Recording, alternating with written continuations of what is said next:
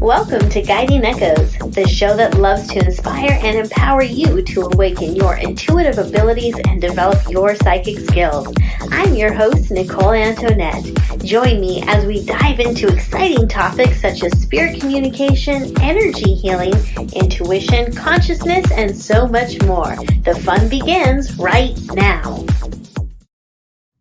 Hey, happy Tuesday, everyone. Welcome to another exciting episode of the Guiding Echo Show. We are running out the gate like lions because Lionsgate was yesterday. How'd you like that intro? That was pretty spiffy, right? So I'm curious, did you guys remember to set your intentions yesterday? Did you make your wishes? Did you figure out what you wanted to manifest? I hope you did, because I believe that we're all in this amazing vortex right now where we can manifest anything that we want.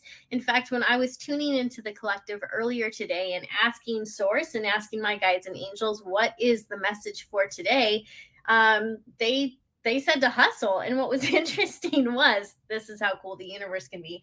I was cheating a little bit. So instead of doing a straight channel, I was like, I'm going to use some of my cards. So I chose the Sacred Creators Oracle, started shuffling those cards, and I wanted to see what message the universe would have in store for us this week. And wouldn't you know it, I picked a card that said this spark of hustle. So what I had channeled, what I had picked up on intuitively, came up in the cards. Now, did I manifest that? Was it a cool synchronicity that I manifested through my thoughts? I don't know. I like to think that it was the universe saying, hey guys, it is time to move. It is time to take action on your dreams. Even if they don't manifest completely this week, you're going to start seeing the building blocks, the opportunities, the resources coming to you. So take appropriate action. You got to love it when you get readings like that and when you get messages from that, because how often over the last few months have we channeled messages that said, okay, it's time to rest or be patient. And I don't know about you, but I think patience is stupid. I want what I want when I want it, which is usually now. But unfortunately, the universe doesn't always work that way. So I get that patience is supposedly a virtue, but I like it when I pull messages that say hustle and tell you, hey, good stuff is coming. So speaking of good stuff that's coming, we've got a great guest for you tonight. Her name is Kimberly Gauthier. She is the mastermind behind the Keep the Tail Wagging blog. I have known Kimberly personally for a long time, so I might be a little biased when I sing her praises, but I've known her way back when I was a dog trainer. Did you guys know that about me? I used to have a dog training business called Amazing Mutts, and I used only positive techniques, basically games and clickers, to train dogs how to sit, stay, basically listen, and how to be good little furry family members. And it was a joy. So we're going to go ahead and bring her on to the show. Kimberly, welcome. Yay. Thank you so much for having me. It's great to see you. Yeah, I'm excited to have you here. So not only are you a dog blogger, you've also had some really interesting intuitive experiences with your pets. Yes, I know. And you're my only friend that I can actually dive deep into these things with too. It's so much fun. But yeah, I think, it's to start this conversation just kind of as a downer, but I don't look at it that way. When a dog passes on, there are two things that many pet parents wait for, and that is for our dog to come back in our dreams or to get a feather. Just randomly out of the blue, you get a feather. And I've had both happen with my dog Blue when he passed. And you remember that. I was just like, I was calling Nicole, like, oh, I don't know what I'm going to do. But I was walking in downtown Seattle and got a beautiful white feather flew down in front of me. And you would think, oh, well, that's common. They have pigeons down there. They have seagulls down there. But where I was is just it wasn't in a place where you would see a feather. And the feather was it was beautiful and big and just wasn't. It was special. So I actually still have that feather today somewhere. And when Sydney passed away in 2020, she was my rock. She was my heart dog. And I was having a hard time because she had cancer. And so it was hospice. But, when it was time to let her go, I just said, just come back and let me know you're okay. And within 3 days, I felt her jumping on the bed. That was the first thing. The next night, something that she used to always do is she would never just jump on the bed. She would come and stand next to the bed until she got my attention. And then I would be like, come on. And she would jump on the bed. So the next night she was standing next to the bed. And then I still felt her jump on the bed. And now every few months or so, she comes to me in my dreams. And it's so, I mean, for people who have experienced this, you know what I'm talking about, where it feels so real, where you can smell them and you feel their coat. And there's things even about your dog that you didn't remember, but it's like, oh, that's right. And what's funny is that Johan, he had his first dream experience this year with Oh, Blue. wow. Blue passed away back in 2013, and he was telling me about it, and he got really choked up because he was like, I just kept saying over and over again, is this real? Is this real? And it is. You can tell they're everything. It's there right there, and it's kind of a cool situation. It absolutely is. And oh my gosh, I can't believe Blue's been gone since 2013. I Right? can't believe it's been that long. Yeah, It because I has. remember when you called me, and Mhm. I remember like even 2 years after that, I was like, "Are you hearing from Blue?" Because for some reason he came up in my mind, and you're like, "Funny you should ask." Yeah. Yeah, Yeah, he interrupted a lot of sessions, that I'd had with pet communicators over the years. It would be so funny because he would like bully his way into a session where I'm like trying to understand. It's Rodrigo, who is my oldest and my first dog, and basically the dog that helped inspire the creation of Keep the Tail Wagging, the books that I've published, everything that I've done when it comes to raw feeding and educating people about feeding fresh food is because of Rodrigo. So I used to do probably an annual. I mean, you and I talked every year, and then I would do like an annual pet communication session as content for a blog post.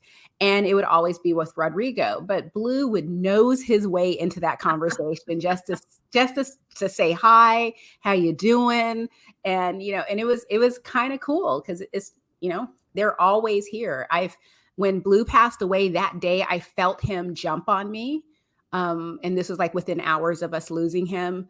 But those the type of things where when you're thinking about them, I always think that when I'm thinking like I just cannot get Sydney off my mind, I know that she's in the house, just hanging yeah, out, enjoying herself, and then she'll go back to doggy heaven. But right. yeah, it is kind of cool. It's very cool. Yeah, years ago, I had a boyfriend whose name we will not reveal, but I was dating someone, and he had a basset hound by the name of Sarah. And Sarah ended up getting very, very sick with I can't remember the name of the disease, but it was just, oh God, it was awful because it was like this slow descent.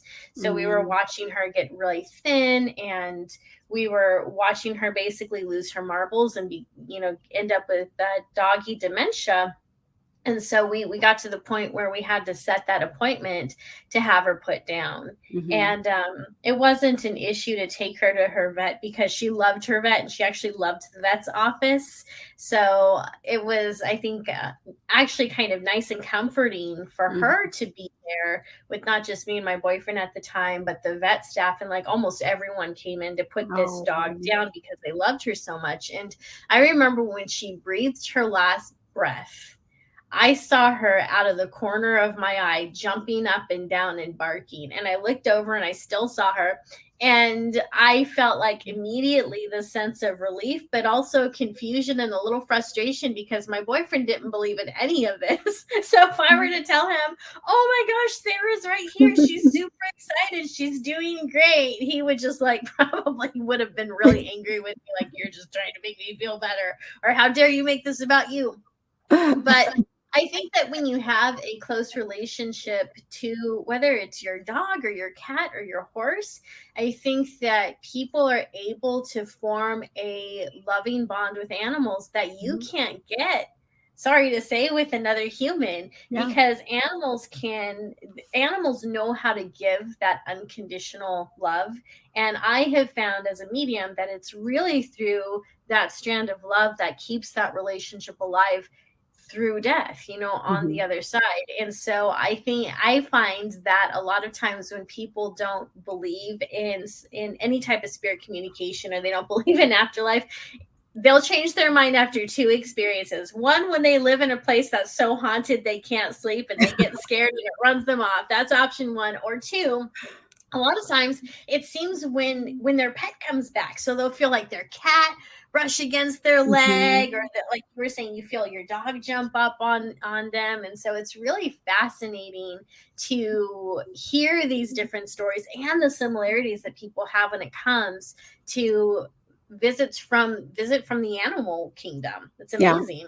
Yeah, it is. I mean, I have 4 dogs now, Rodrigo, Scout, Zoe, and Apollo. And because of those experiences, and it's funny because we hire animal communicators to help us communicate with our animals when we can actually be doing that on our own. And we do Yeah. do it on our own on a daily basis. We just don't call it that.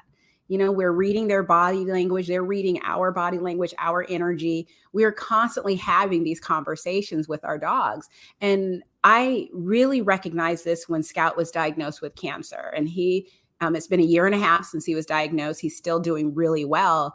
But at one point in time, he gave me the message that you need to stop treating me like I'm sick, because it's like every time you do that, I feel like you're treating me like I'm sick.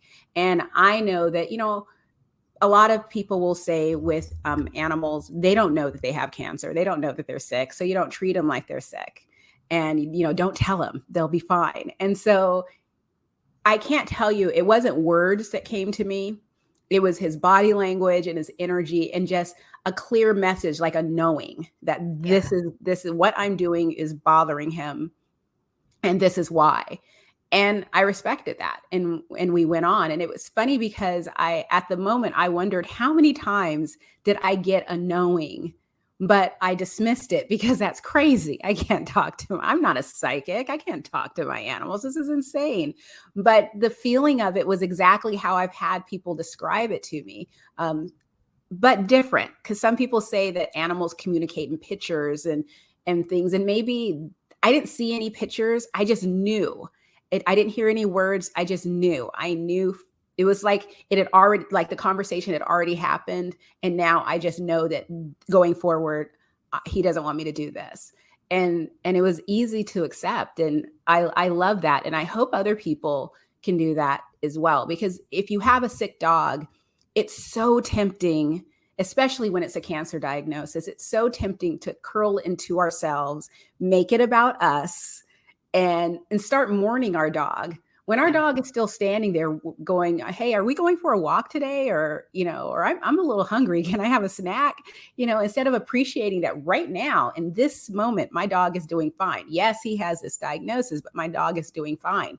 And it's so important to save all the mourning and the crying until your dog is gone, because there's going to be plenty of time to do that when your dog is gone. But going forward, like in the moment, just appreciate having your dog. And this clicked to me with Scout, but it also reminded me of the number of people who their dogs get sick and they're like sent home, like you have 2 more weeks. And so we're just going to send you home so you can say goodbye to your dog. And 6 months later, their dog is still there. Yeah. And it's just sort of like, because they stop focusing on the sickness, they just accept it and they just enjoy their dogs. And so that's what I try to do with all of my dogs.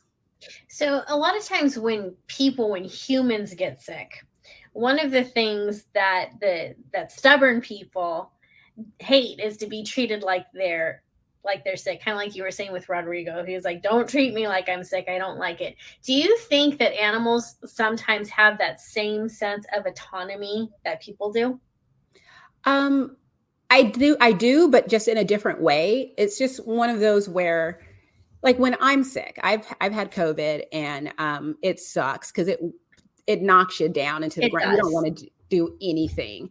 Yeah. And my dogs recognize it, like, oh, she's sick, sick. So I have very active dogs that like to go running and swimming and all. And our property is basically created for them. And when I was sick, they were just in the bed with me. and they were perfectly fine with just, this is what we need right now, and this is what we're doing. But if I'm fine, my dogs are looking at me like, yeah, you look fine. I don't understand why we're still sitting in the house. It's like, yeah, so we need exercise. And they're not willing to allow me to get away with treating them any type of way. And so I I follow their lead.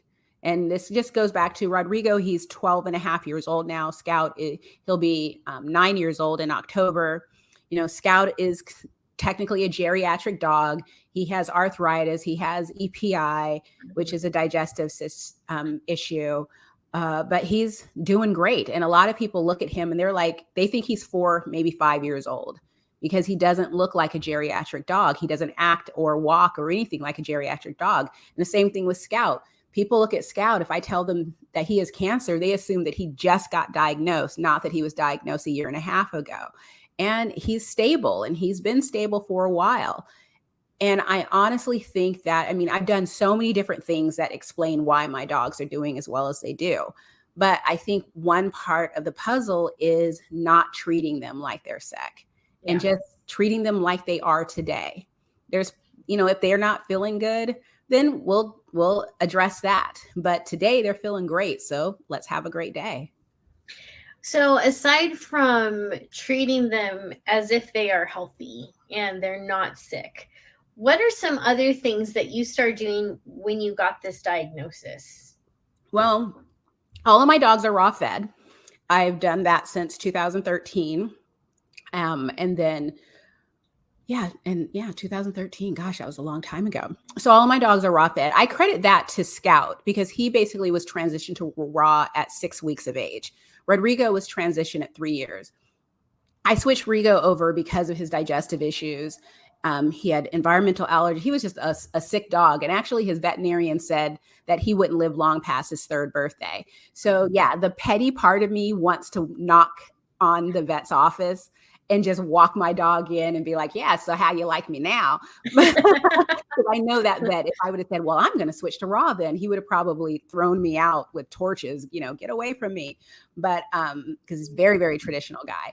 But, that judgment or that diagnosis is what spurred me on to go, no, that's not acceptable. A dog should live longer than 3 years. That's insane. And I started learning about raw feeding. And that started me on this journey. So he's doing great. But the same thing is everything that I learned in those 3 to 4 years as Scout and Zoe joined us, because Scout and Zoe are siblings, I just immediately started them on raw. So I think that's one thing. 2, I do not subject my dogs to unnecessary chemicals. So I'm lucky to live in an area of the country where we don't have a huge flea issues. We don't have heartworm here. So I can use natural flea and tick repellents. I don't use anything chemical on my dogs. When it comes to like cleaning, I'm very careful about the choices I make. Let's be honest. A lot of the natural cleaning products are just crap, but white vinegar goes a long way. Yes, your house is going to smell like you've been making Easter eggs for a little bit, but white vinegar goes a long way. But I do a lot of stuff with fresh food, lots of exercise, and some supplementation with Scout. He has more supplementation because he's on Chinese herbs. So we're doing traditional Chinese medicine now to treat his cancer after a year and a half of doing traditional. But, and I do believe in both traditional and holistic. But, I think one thing that is part of that is my energy and my attitude. So I have had anxiety and depression, gosh, for my life. I think, since early teens. And I had to work on that. So I really, really got into like therapy after we lost Blue, and just to have a better understanding of what my triggers were and learning how to just basically maneuver through life without losing my mind. But now it's a matter of really being aware, because I think, this is probably something that you address all the time, is that as human beings, we just allow our minds to run roughshod over us. Oh, yeah. If we attract what we think and feel, we are like children given the keys to a Maserati, and we're just tearing up and down the road with our thoughts and wondering why our lives are such a mess. And so I had to really rein that in and really start focusing on my energy. And what inspired me to do this is, I think you and everyone watching can experience a time like if you, let's say you worked in an office and there's that one employee that walks into the office that changes the entire mood. Like everyone is now cranky and on edge and stuff because of that one employee. And everyone's like, why are they even still working here? Because they ruin everything. They're always mad. They're always, that. And I didn't want to be that employee to my dogs. So if I'm in a really bad mood and I notice my dogs are sort of shying away from me, or I have one dog, if you guys have, anyone watching has had multiple dogs, you've probably experienced when one dog passes on, sort of like there's a shuffle in roles. And so Sydney was my, emotional support dog, unofficially. She decided to take on that role and she was truly my rock. So when she passed on, that there was an opening there and Zoe took that on. And so when I am feeling sad, depressed, anxious, Zoe will do everything to get my attention to bring me back into the moment. And if I'm resistant to it, she will go, this is a 64-pound dog. She will crawl into my lap and start scratching at my face because she is like, and licking me just to sort of like, wake up, you're doing it again. And she has taught me to really stay in the moment, but also to think about, what energy am I bringing into the house? Because I know that I don't like to be around negative people. Why would I subject my dog to that? So I changed what I watch on television. I had to give up my much beloved Real Housewives because those ladies were like, that's unhealthy for me.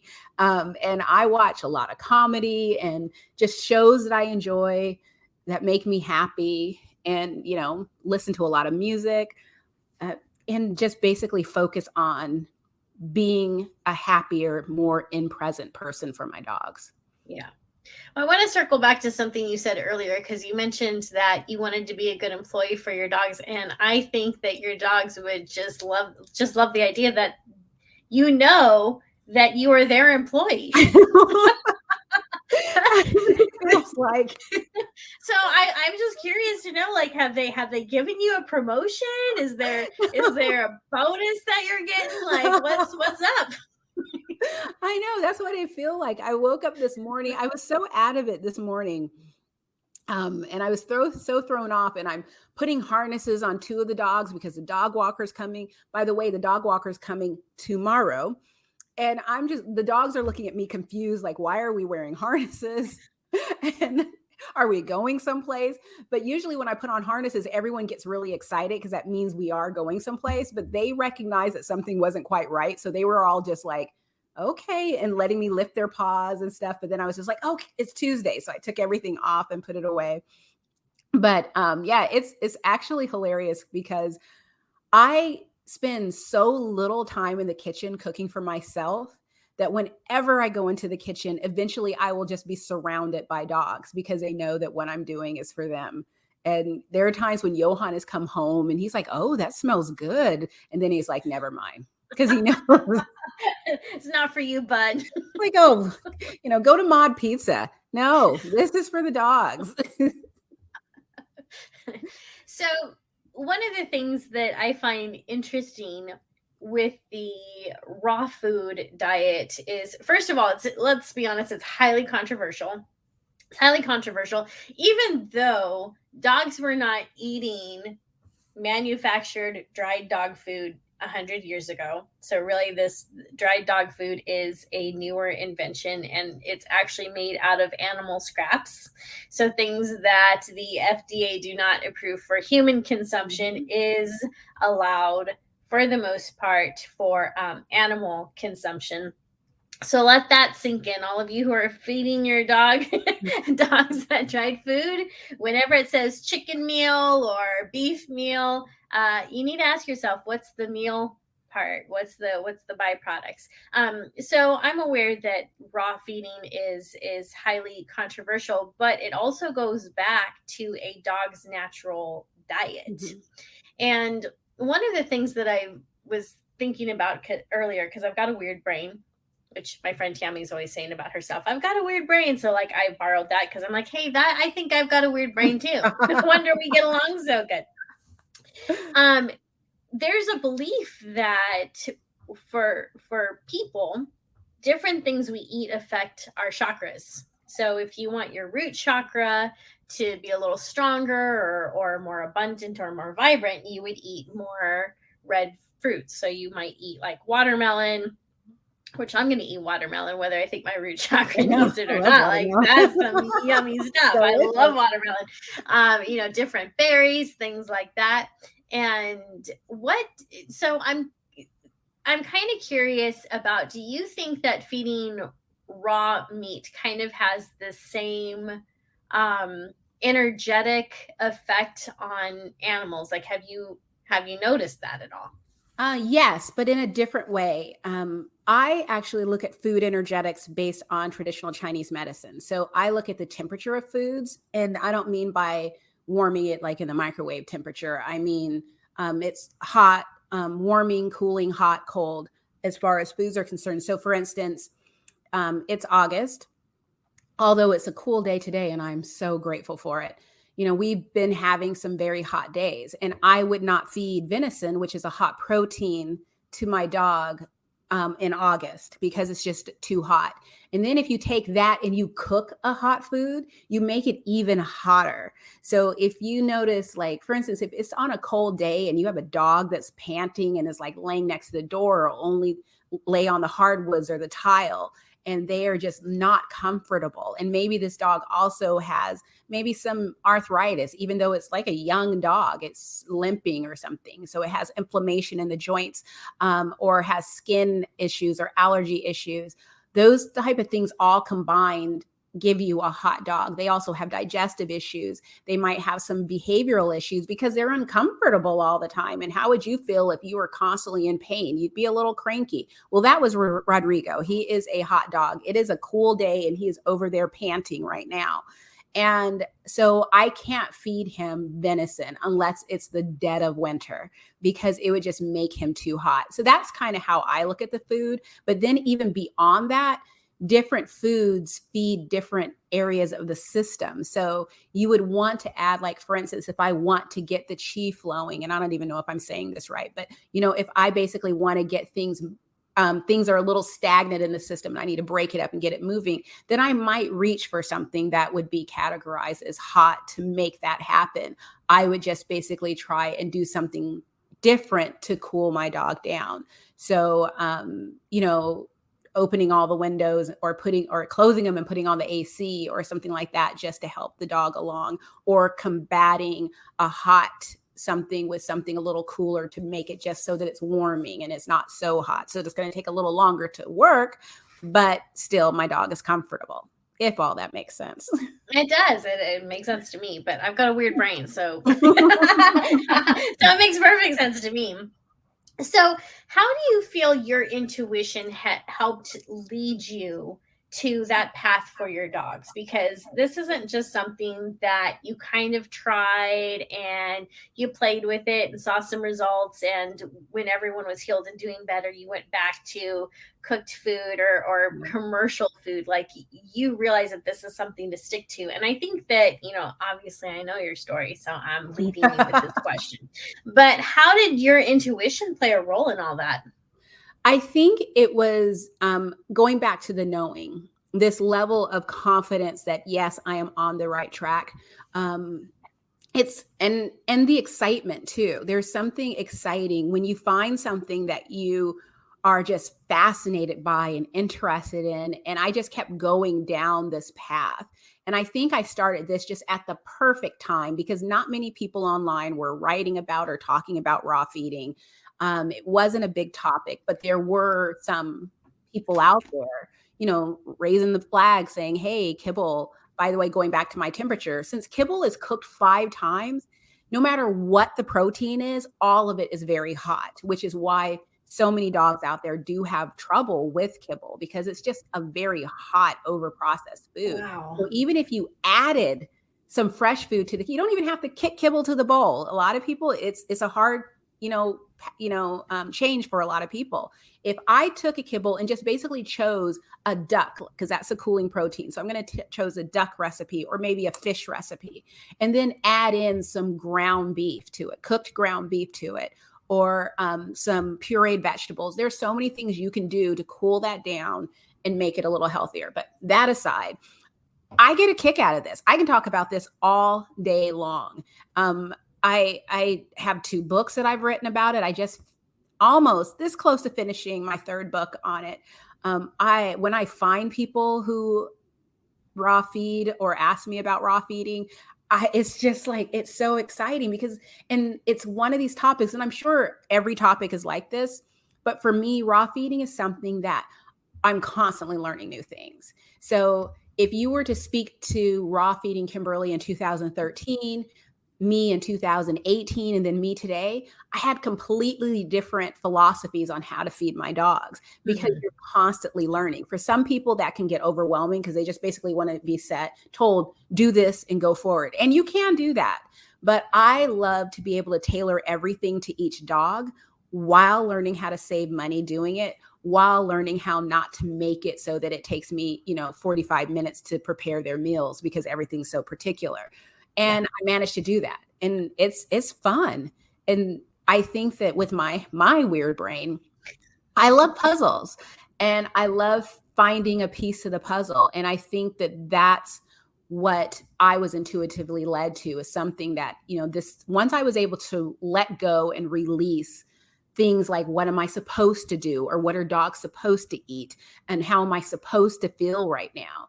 That's something that I'm curious to know how many people out there can relate to that, where maybe you got some sad news and so you started crying.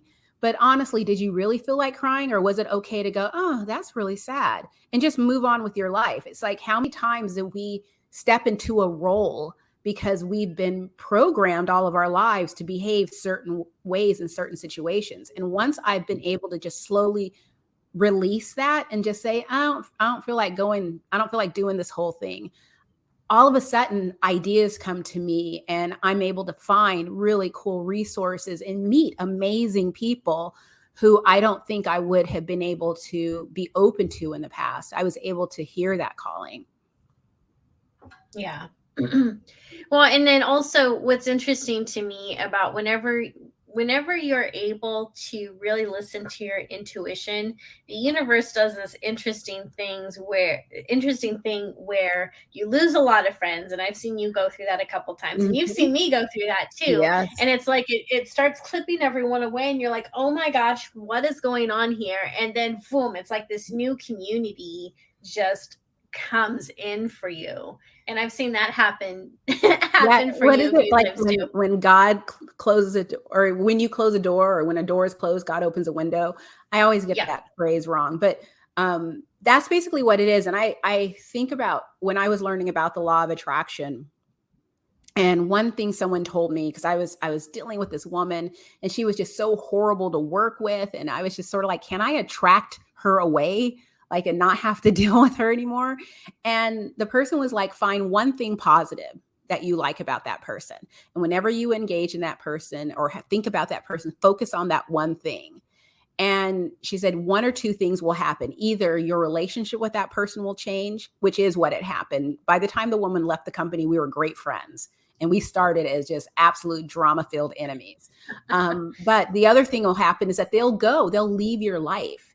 Yeah. And it's funny to me because a lot of people today are talking about all the friends they lost in 2020 and 2021.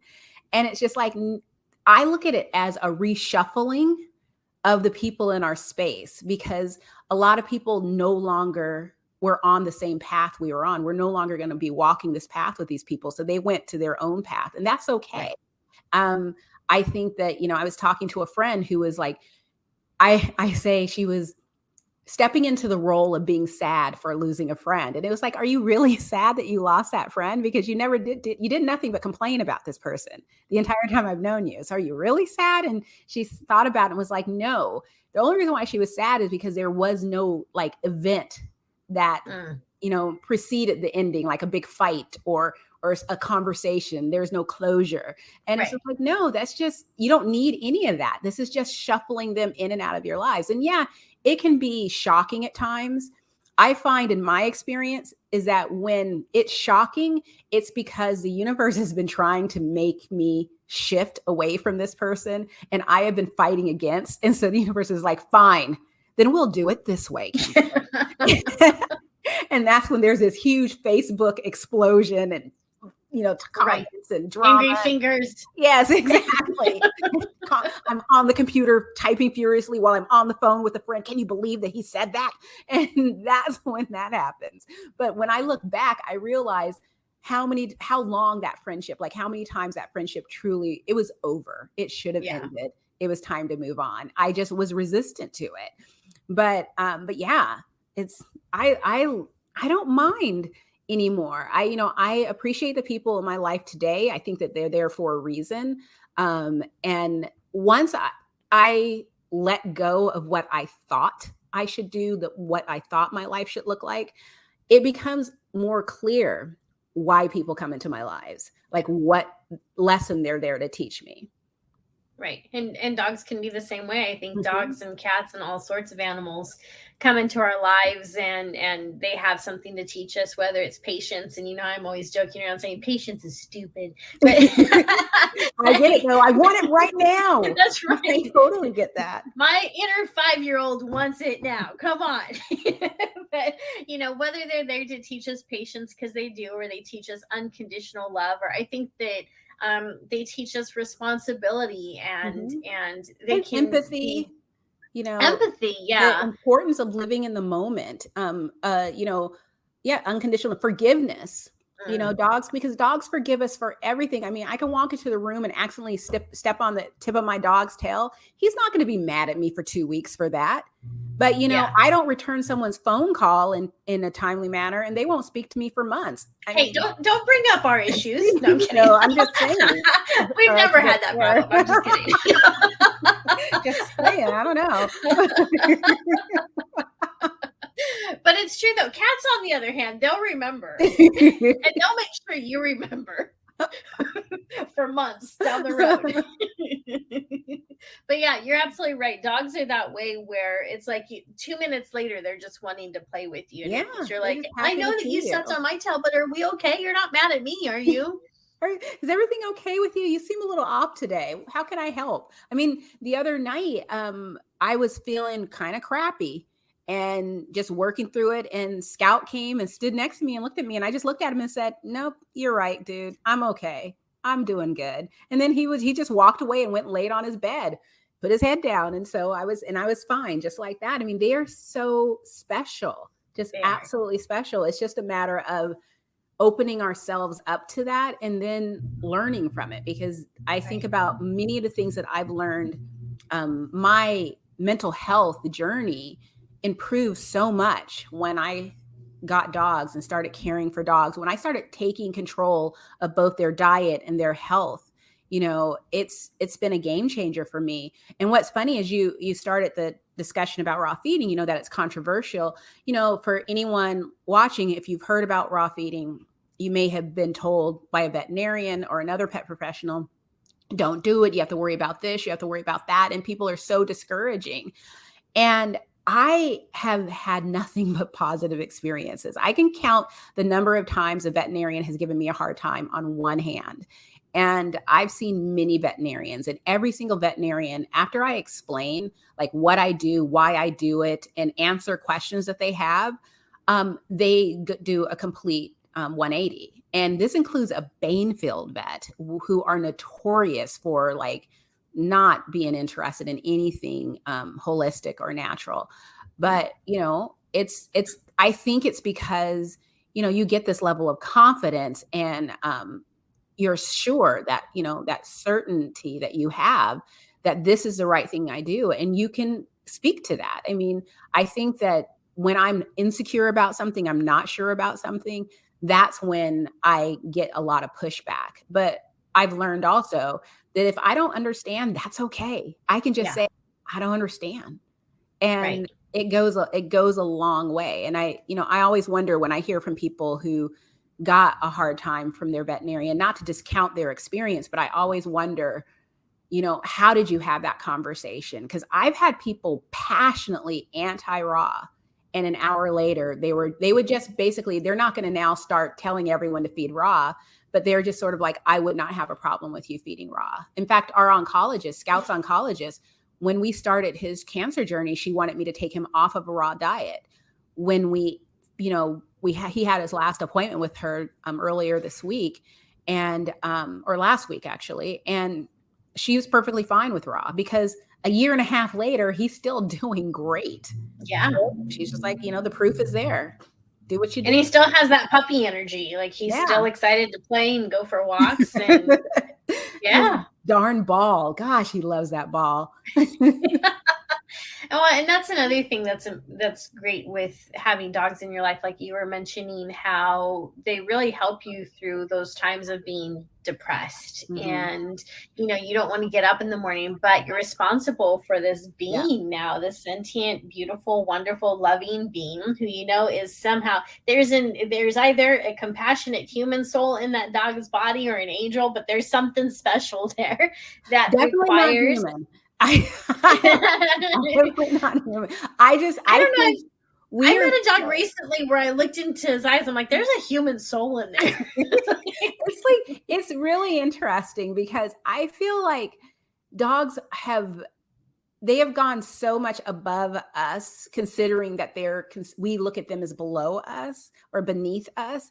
It's that whole living in the moment and appreciating every moment.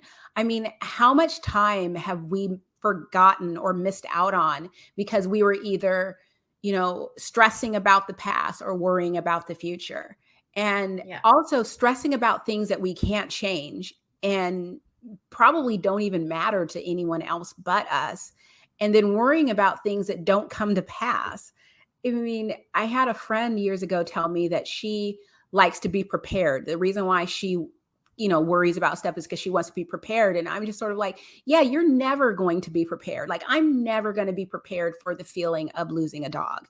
Yeah. That's just a fact. When it happens, it's going to hit me like a load of bricks. So why would I prepare for that? Why would I hasten that? No, I'm going to appreciate right now, today, where everyone's healthy and happy and we're doing great. I'm not going to fast forward unnecessarily to a time that sucks. Yeah, absolutely. And and that is so important, to be able to really enjoy all the different gifts that nature has to offer, that every day has to offer, because you're not going to live this day again. And one of the practices that I've been doing lately, because yesterday was not the best day for me. Like, I just had all these weird things happening, so I kept trying to go back to, okay, what worked today?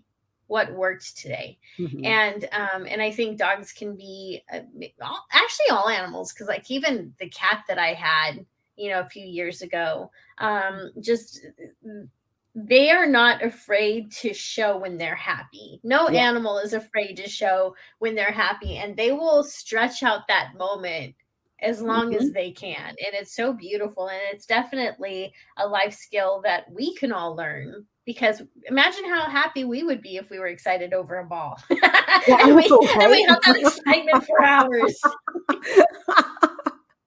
I mean, man, it's so true. It's like, one thing I've done is, and this is because of my dogs, is, when I'm having a bad day, or if I'm having a bad moment, I stop, back up, and think about 5 cool things that just make me happy. And by the time I get to number 5, by the time I get to number 3, I'm grinning from ear to ear, whether it be physically or in my brain, where, okay, I can get this. And they're probably related to your dogs too. Yeah. At least half that list is going to be. And, another thing is, I've learned to laugh at myself. So it's like when you have those conversations in your head, I'm notorious for coming up with the perfect comeback, like 5 months later. I'll be thinking of, and when he said that, or she said that, I should have said, and I will revisit that whole conversation. And now I have these clever comebacks, and I'm just sitting here like, why am I doing this? This is like totally not good for my energy. It doesn't matter. This person has moved on with their life. They're not giving me 2 seconds of their thoughts, yet I am letting them live rent free in my head. And I Yeah. got dogs. Why would I do that? And so I've learned to like laugh at myself. And I've learned that because my dogs, they're just, everything is just so happy for them. They're, like if I tell them, hey, let's go, and I'll spell it because at least, well, 3 dogs are outside because I can't do this with 4 dogs in the house, but Outside. If I say that out loud, everyone's like, what? Really? Really? And then when I open the door, they run out like they've never done it before.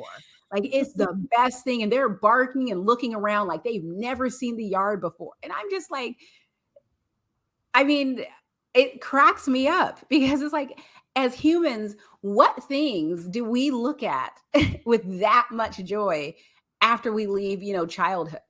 I mean, Right. it's just like astounding. And so it's fun to have them teach me how to basically learn to find the joy in everything. Right. Yeah. No, dogs are, yeah, they're definitely amazing when it comes to that. And dogs, I think they, we talked a lot about how they teach us the happiness, how to stay happy, but dogs go through that grieving, Hmm. go through a grieving stage too. Like I remember when our basset hound Sarah passed away, I had another dog named Lily, my Siberian Husky. She was like this beautiful. She was the best dog. Like she's, oh my god, I still miss that dog so much. But when Sarah had passed away, like right before she had passed away, she had been on the left side of our backyard, and Lily refused to go into Hmm. that area for weeks. And I remember we would get her ball and we'd throw it over there, and it was like there was this boundary that she would not cross, and she just refused to go there. And that was the last section of the yard that she saw her sister in, Hmm. that she saw her dog friend in.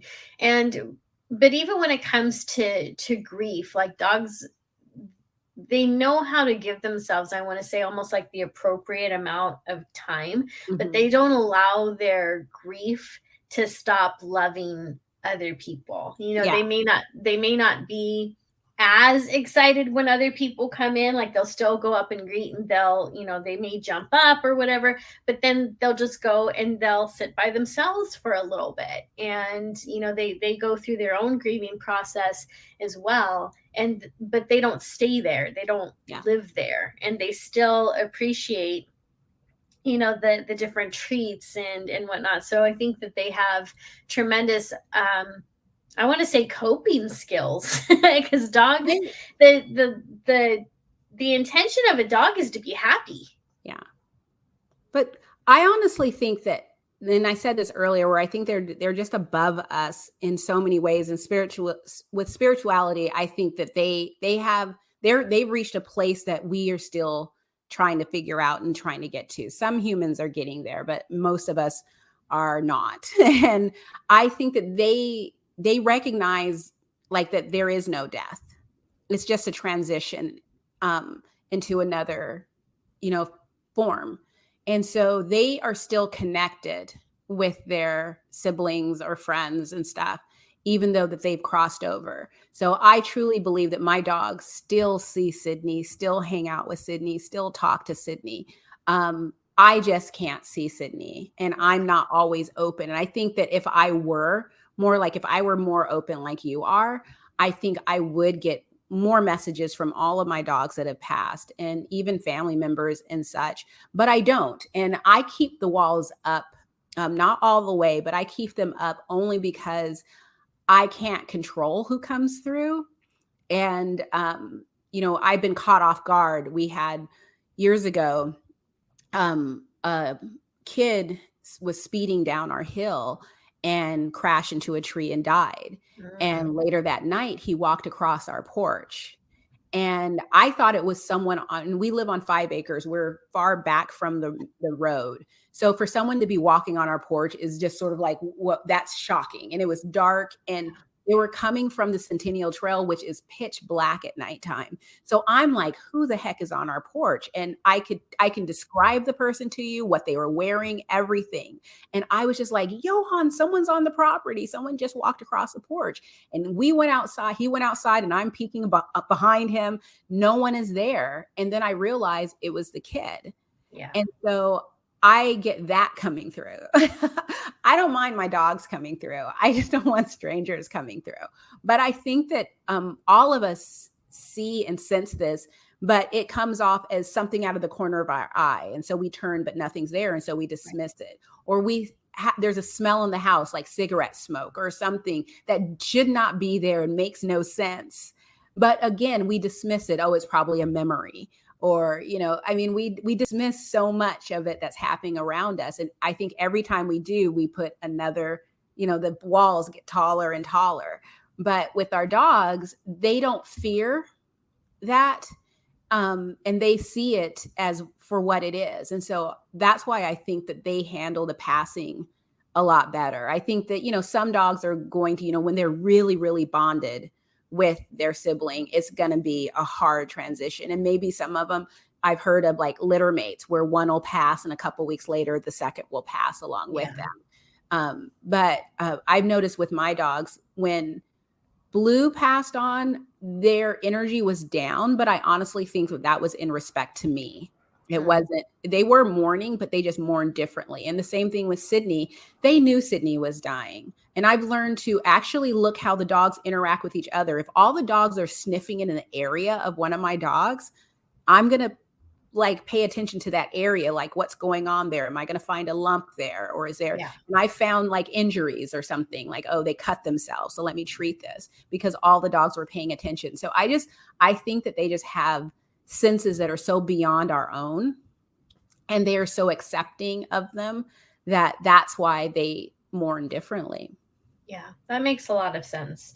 And I think that the other reason that they are different in general and are able to like mourn differently or stay happy for hours is because they don't have that annoying prefrontal cortex that's wired the same way ours is, so it's easier for them to just get into those emotions and work through them. And plus they don't have, society going down their throat telling them they're not on social media. They're not on social. Well, I don't know. My dogs were all on social media. They just didn't know it. It's like, because it's funny, because as a blogger and content creator, part of my job is dealing with comments, and some of them aren't so kind. But what I have found is that the less energy I give to what I would perceive as negative, the less I experience it. And in fact, I have comments today where some people are like, "Oh my God, that was so mean." And I was like, "Was it?" I just took it differently. I no longer read it that way. And that now makes me go back and wonder all of the, I mean, I know some of them were just mean.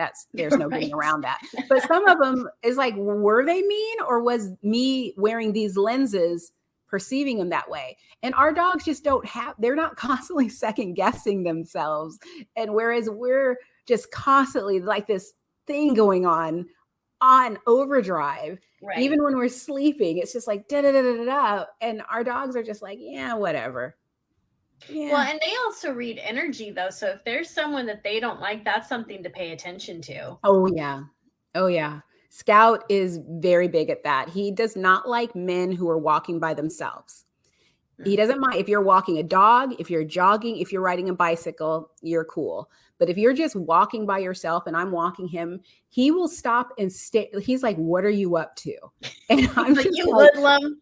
I didn't know they allowed hoodlums in my neighborhood. And of course, I'm looking at them like, do you have someone trapped in your basement? Because my dog is not feeling you. Because I've even had people like, "Oh, wow, he's looking at me." And then they'll walk towards him. He's backing up like, no. And he's not an aggressive dog, but in those situations, and I'm looking at these people like, did I just walk next to, someone on the America's Top 10 or most wanted type of thing? It's kind of creepy. And the other thing is that dogs can see spirits. So when Sydney was alive, she was very big at this where, and I think I called you because I was freaked out and I didn't know what to do. And you told me what to do.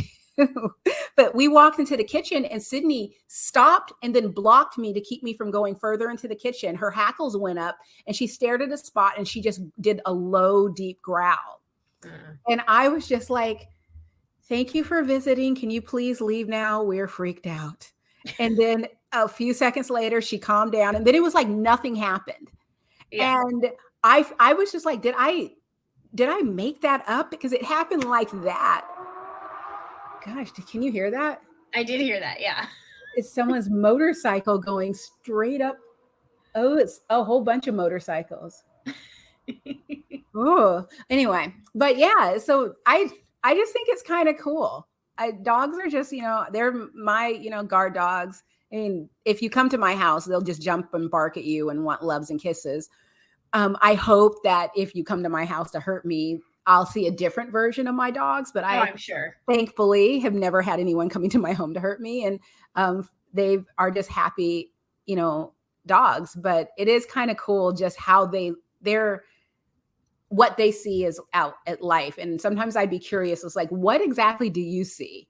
Right. And would it freak me the hell out? This is like, are Well, we you could probably tune into that if you wanted to. You could do a meditation. You could get into meditation and ask Scout, like, can I see things through your eyes? That'd be really interesting. That would make for an interesting blog post I around know, right? Halloween. Like, people would be all about that. I know I did write one that I'm very proud of recently about how I used the law of attraction to raise healthier dogs. And it was so completely, I didn't even mean for it to get that long, but the law of attraction is not something you can explain in a few sentences or even Right. a few paragraphs. But it was so much fun to just explain just how I look at it. And it's basically everything we've been talking about, focusing on the positive and not focusing, if you don't want it, then don't focus on it. And by that, I don't mean like, I don't ignore the fact that my dog has cancer. He has cancer, but I am always going to think of him as a dog living with cancer, not dying of cancer. And I'm not going to put tons of energy into, like if I'm stressed and upset, I don't use that time to start researching things about cancer. I wait until I'm in a good mood and I'm just curious and want to learn. And then I go and get that type of information. And, but mostly it's about really making yourself open to the information that's coming out there and not second guessing. Like, for instance, when I decided to stop doing chemo, I got an email from a company that I used to buy. Someone recommended the company to me when Scout was first diagnosed, and I ordered a few of their supplements. They're like great for building the immune system. And then I just stopped and just, I didn't order anymore. But I got this email out of the blue after not receiving an email from this company for probably a year. I got an email that they were offering these supplements, which are expensive, for buy one, get one free. And so I bought 4 bottles of them and I was like, I guess, I decided to take him off of chemo, and this is the email that I got. I'm going to listen to this instead of second guessing it or thinking, oh, it's just a coincidence. I'm going to get these supplements because I would not have bought them on my own because they're insanely expensive. But for a BOGO, hell yeah. And now my dog gets those supplements. And it's just little things like it's very interesting. If you just relax and just not overthink it, it all comes to you. It's kind of fun. Yeah, absolutely. So we're at the end of our show. Thank you so much, Kimberly, for joining us. It was so wonderful to catch up with you. And, every time we talk, it's like I learn a little bit more, not just about what you're up to with your dogs, but also the new fascinating things that you've learned about raw feeding and supplements and things like that. So I want to thank you for all the work that you do in the pet community, because I think it's important work. I wish more people were doing it ethically and integrity like you do, because there's some people who don't, but we're not going to get into that. But I've known you for a long time, and I know that you're truly passionate about this, and I know that you really are. You do have a heart, not just for helping animals, of course, but helping people to understand and to make that transition. Yeah. So real quick, where can people find you? Well, you can find me at keepthetailwagging.com. I'm also Keep the Tail Wagging on Facebook. On Instagram, I'm Raw Feeder Life, and I'm quite proud of that because I can't believe no one else got that one, but I got it. It's mine because someone else took Keep the Tail Wagging on Instagram. But I'm Raw Feeder Life there, and I also do TikToks, believe it or not the dances, but I do little TikToks, and so I'm Raw Feeder Life on TikTok as well. Oh, and you can find me here on YouTube as Kimberly Gauthier. Awesome. All right, guys, go find Kimberly. Go stalk her the internet way, not in the real life creepy way. Follow her on Instagram, on Facebook. And if you are a pet lover, you will absolutely love the work that Kimberly is doing. So be sure that you stay tuned here to the UPRN Network. We have an amazing lineup for you today. If you're into psychic and paranormal things, guess what? Tuesday is all about that. You've come to the right place. Be sure that you tune your dial into 105.3 FM, or no, I'm advertising the wrong station. 105.7 FM, Tuesday 6 p.m. Central, for another episode of the Guiding Echo Show. Thanks for listening. Thanks for hanging out with us, and we'll see you next week. Bye, guys.